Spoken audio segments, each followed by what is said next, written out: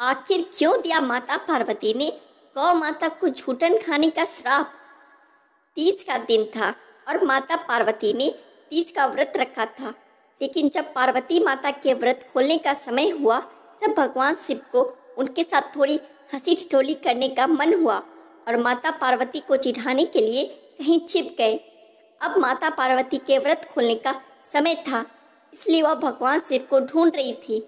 उन्होंने शिव जी को हर दिशा में हर जगह ढूंढा, गुफा, जंगल, पहाड़, लेकिन माता पार्वती को शिव जी कहीं नहीं मिले और अंत में थक हार कर माता पार्वती एक खाली मैदान में बैठ गई और शिव जी के आने का इंतजार करने लगी। समय बीतता गया लेकिन भोलेनाथ नहीं आए। फिर माता पार्वती ने सोचा कि भगवान शिव तो समग्र सृष्टि के नाथ है, उन्हें कहाँ क्या हो रहा है सब पता होता है और ऐसे में वह पार्वती माँ को पूजा करते हुए भी जरूर देख लेंगे और अपने आप ही प्रकट हो जाएंगे।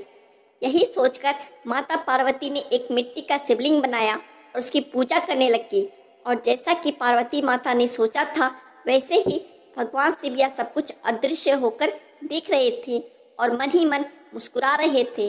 और जैसे ही माता पार्वती की पूजा संपन्न हुई, शिव जी वहाँ प्रकट हुए और माता पार्वती को चिढ़ाते हुए बोले, देवी आपने तो अकेले ही पूजा कर ली, आपने मेरी प्रतीक्षा भी नहीं की, ऐसा क्यों। तब माता पार्वती ने कहा, हे प्रभु मैंने तो आपका बहुत इंतजार किया, लेकिन सूर्यास्त हो चुका था और रात होने वाली थी, इसलिए मैंने शिवलिंग बनाकर आपकी पूजा कर ली और अपना व्रत संपूर्ण किया। यह बात सुनकर शिव जी ने फिर ठिठोली करते हुए कहा, मैं तुम्हारी बात पर कैसे विश्वास कर लूं, क्या इस बात का कोई साक्ष्य है। तब माता पार्वती ने थोड़ी दूर एक गाय को खड़े हुए देखा। तब माता पार्वती ने कहा, ये गाय मेरी पूजा की साक्षी है, आप इन्हीं से पूछ लीजिए। लेकिन वह गाय भी भोलेनाथ की हंसी ठिठोली के बारे में जानती थी, जिसकी वजह से जब शिव जी ने उन्हें माता पार्वती की पूजा के बारे में पूछा तब गाय ने ना में सर हिलाया और शिव जी ने हंसते हुए उनसे कहा कि वह बस उनसे थोड़ी हंसी ठिठोली कर रहे थे और वह सब जानते हैं।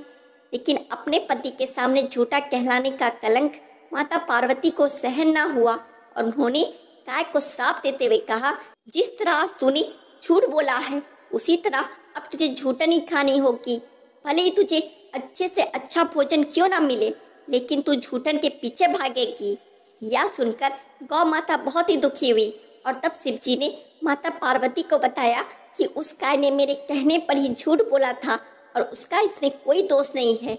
यह बात सुनकर माता पार्वती को अपने श्राप पर बहुत दुख हुआ और उन्होंने गौ माता को यह आशीर्वाद दिया कि वह दिव्य जन्मा है और उनके सभी गुण जैसे हैं वैसे ही रहेंगे, लेकिन उनका दिया गया श्राप अब नहीं टल सकता। जय गौ माता। आशा करता हूँ दोस्तों आपको यह कथा अच्छी लगी होगी। ऐसी और कथाओं के लिए हमारे चैनल द आध्यात्मिक टेल्स को सब्सक्राइब करें। जय माँ पार्वती। हर हर महादेव।